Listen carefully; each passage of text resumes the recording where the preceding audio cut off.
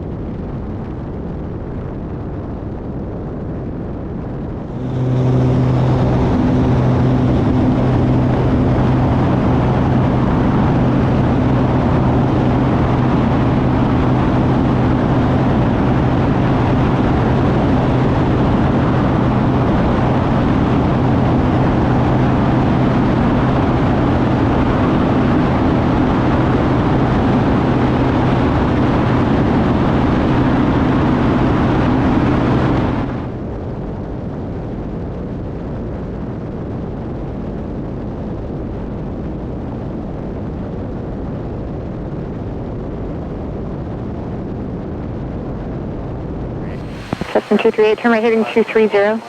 Right to 230 for 21238. Southwest 4303, turn left echo, contact ground.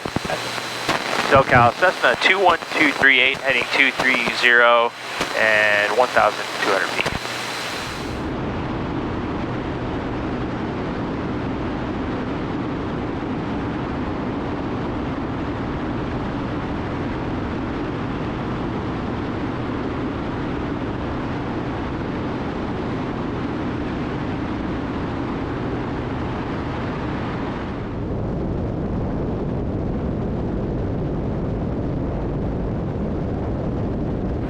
Okay, it's Rich back with you for another video up with Amir off the coast of Orange County Airport in his 1972 172P, which we're going to talk about. We're also going to talk about, I haven't made any videos for a couple of months at least. I don't remember the last time I made a video. We'll talk about that.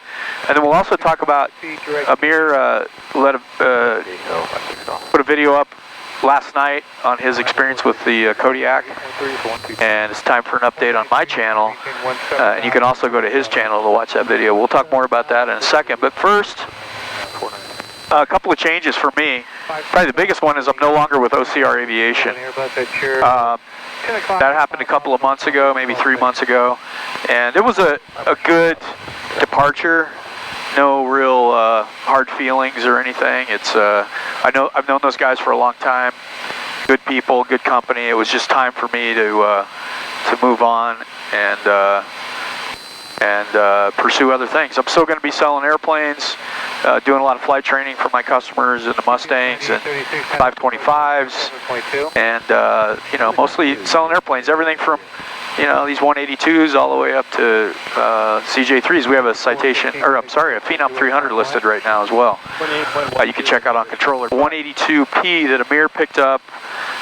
I don't think you were really out looking for one. You just kind of came across. Amir called me and said, "Hey, is this airplane? What do you think of it?" It's a 3,100 hour original owner, right? 182P. And as you know from videos I've made, I'm pretty bullish on these airplanes because there's a lot of things you can do to them to make them nice and upgrade them. And so Amir picked this one up. And why don't you talk about some of the stuff you did to it, basically? Yeah, so I picked this up. It was from the original owner. He was done with flying, retiring medically, and he was ready to, move on from the airplane. So it's lived its life in California. It's a very clean, nice plane. I went through it. Had Jay, where I hangar my Kodiak at, go through all the mechanics he needed to do, new tires, brakes. I had some of the areas touched up with paint, had that all cleaned up, put a whole new interior in it, did some nice diamond stitching seats, Alcantara, just turned it into a super cool little 182. The prop was timed out. It had a 2-blade prop, and I put a brand new Hartzell 3 blade prop on it. it just makes the plane look really cool, and I think it flies a little smoother. Definitely smoother. Yeah, and this is it's a really neat airplane. It's useful load. I think it's about 1,200 pounds. So that's you know, that's pretty good with doing all kinds of things. And you know, I'm not really sure what the plan is for this. We were kind of talking about maybe selling it and moving on to something else. And so we're just kind of doing a video on it now and show off the 182. Needed to get up and fly it after some stuff you did to it, but you know, as I've talked about on the channel before with these 182s, I just think they're a really good value. So much utility, so many opportunities for upgrades, avionics, engines. Amir put the new, you know, 3-blade prop on it. You can do stall kits, you can do big tires, you can do so many things. And these airplanes, in my opinion, are just going to keep, especially the low time, clean, no damage airplanes, right. Good logs. They're just going to keep increasing in value for good reason, because there's a lot of utility, especially when you compare it with a brand new 182 that's still in production, you know, in the 7, 8, maybe even $900,000 range for a turbo. So that's one of the reasons I want to show this airplane. It's another good value out there, and it gives a chance to talk about it. So you can check this one out on control. No, it's going to be on Trade-A-Plane, or it is on Trade-A-Plane. Controller, yeah, controller. We're gonna put it on there, and you can call me on it. I can get you hooked up with Amir, and it's just a really nice 182. And I went through the logs, original. It's got some cool original paperwork, so it's really fun to look at these airplanes.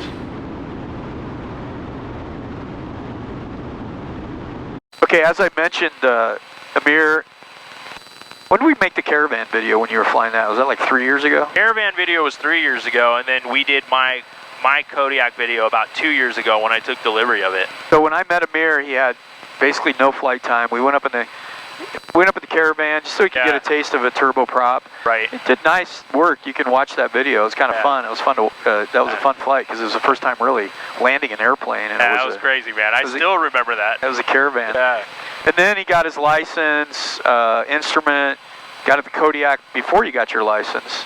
I got the Kodiak. I had my private pilots, right. But then I did my instrument training in the Kodiak, got my IFR, then I did my commercial. I did my commercial check ride in the Kodiak. Right, I remember that. Wasn't I? I was with you on that. Yeah, you were with me. Yeah, we did some training. So the Kodiak, and Amir's got the YouTube channel Kodiak MD, and you know, probably a lot of people who watch my channel have been to your channel and seen it. Definitely. And we did a video also on my channel about the reason you chose the Kodiak over the Caravan, which you can also go watch. That's 2 videos you can watch with Amir. And then just today or yesterday evening, he kind of put an update out on where he's at with the Kodiak. How much time do you have total now? So I got about 700 hours, 750 hours Kodiak time. You know, that's between different Kodiaks that I've been flying. Yeah. But my Kodiak has about 200 hours on it, 2 years old. And gosh, you know, I went to bat for them, did all this video, did all this YouTube stuff, sold a couple of airplanes for them, and they just really treated me poorly. They didn't support the plane. They didn't really take care of it the way they should have. And, you know, finally the paint was peeling in the back of the airplane. And, you know, that was like a big upgrade that I paid for the paint. And when I asked them to fix it, they basically told me to go screw off. And that was, at that point, I was just kind of had it. So I did a video and posted it yesterday on my channel of all the things that went wrong with the Kodiak, and you know how Daher and Kodiak responded to a guy who, you know, essentially learned how to fly in his Kodiak. And it's been what, 15 hours. The video's got 10,000 views and a couple hundred comments. I mean, I was taken back by how well, you know, how much people were interested in this. Yeah. And you know, I think it needed to be said. I think you know, the people in aviation need to see how manufacturers are treating customers that have paid, you know, good money, hard-earned money for a product, and how it hasn't been supported. Yeah, It is interesting, you know. I've watched new airplanes, most of them at Cessna, but I've taken delivery of a lot of new airplanes over the years, and your Kodiak being, you know, front row seat to that was the first one, and I had high expectations. I mean, on the videos we did, I mean, I give a lot of credit to Kodiak for the quality of the airplane, right? The fit, the finish, at least. Let's say the fit and finish. They did a really good job, and I remember years ago when they first came out, they were a competitor with the Caravan, and they were nowhere close to the Caravan. Right. Honestly, now I believe fit and finish wise, and appealing to people like you, they've exceeded the Caravan. Yeah, definitely. But you know, some of that fit finish has had a problem, and that's okay.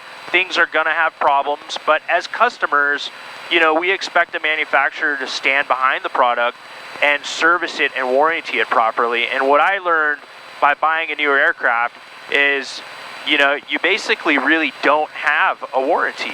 And that's not what was sold to me when I originally purchased the airplane. You know, they basically sold it as, hey, you know, you buy this thing, it's Kodiak Care, you fly it for 4 years, everything's covered, everything's included, and, you know, all that stuff. And it was sadly far from the truth. And, you know, I gave Daher and Kodiak a lot of time and a lot of opportunities to fix things and address things properly. And sadly, they just kind of didn't care, you know, until I made the video. And all of a sudden, once the video went up, people from France want to talk to me. And it's like, no French guy wanted to talk to me, you know, when I was for months asking for help. Problems, yeah. So, you know, we'll see how that goes. Yeah, and you can get, let's go down the middle of the island. You can get, like that video is over an hour long. It's about an hour and a half long. Yeah, I go tip to tail, and you know, in my 2-year experience is how things have been. Yeah, you can hear the details of what the experience has been. It's a shame. I mean, it really is. You know, I'm a big advocate for general aviation, and I know, as I told Amir, I know what it takes.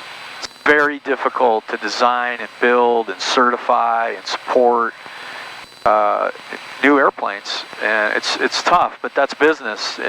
Is your business tough? I mean, I have a 0% failure rate in my business, right? So if I screw up, somebody gets hurt. Yeah. And so I can't afford to have a 0.1% error rate. I've been watching Kodiak, you know, to the part where parts have melted off my airplane, and you know, I've had to figure out how to fix it. Yeah. And so it's not an excuse for them to, you know, fall short on what I call fundamental, you know, customer support things. But we're not going to talk about it anymore on here.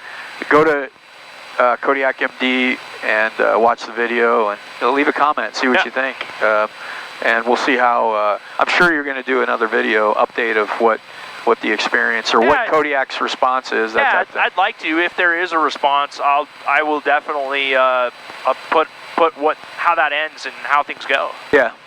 So we'll. I'm looking forward to that because it's interesting to see your journey is overused word, but your progression through becoming a pilot, getting a new airplane, gaining experience, using it, dealing with some of this stuff. It's been an amazing experience and an amazing journey. And it's really compelling for somebody. We were talking about this the other day on YouTube, to be able to, the information that's available, and the experience for somebody that's, you know, contemplating aircraft ownership, flying, and with the negative. I don't want to leave this subject on a negative, but you got into aviation 3.5 years ago. You really didn't know anything about it. You got into it. Notwithstanding the trouble you had with support from Kodiak, I mean, are you glad you did it? Are you? Oh, this is, it's been life-changing. I mean, first of all, from the people that I've met, the friendships that I've created, I mean, that's been amazing. Being able to fly and just experience aviation has, you know, a lot of people like you know, you flew at a younger age. Yeah. I didn't get to do that. And so coming in at like over 40 years old and, you know, learning how to fly and being able to have the experiences and the access to the stuff that I've been able to do has really been life-changing. It's been so amazing. Yeah. And, you know, it's just overall been great. Yeah. And no matter what you do, there's always, nothing ever goes perfectly smooth. And so, but go to Amir's YouTube channel, check it out. keep checking back with the channel, and thanks for your loyalty. And we're going to head back now and make a landing back into Orange County. 238, your radar contact 5 northeast of Catalina, altimeter 29 or 82. 82, 238. SoCal SoCal 21238, 29 or 83. 21238, roger. Huntington Beach Pier for pattern entry.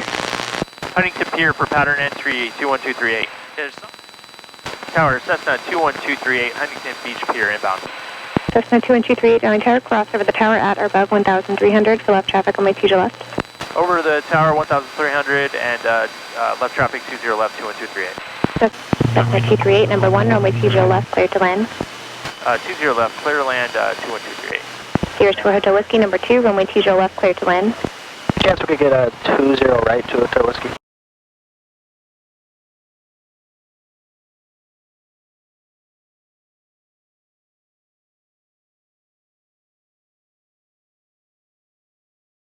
Tower Delta 2704, 20 right. Delta 2704, Downey Tower, runway TJ right, clear to land. Hold this all the way down, and might need a little power.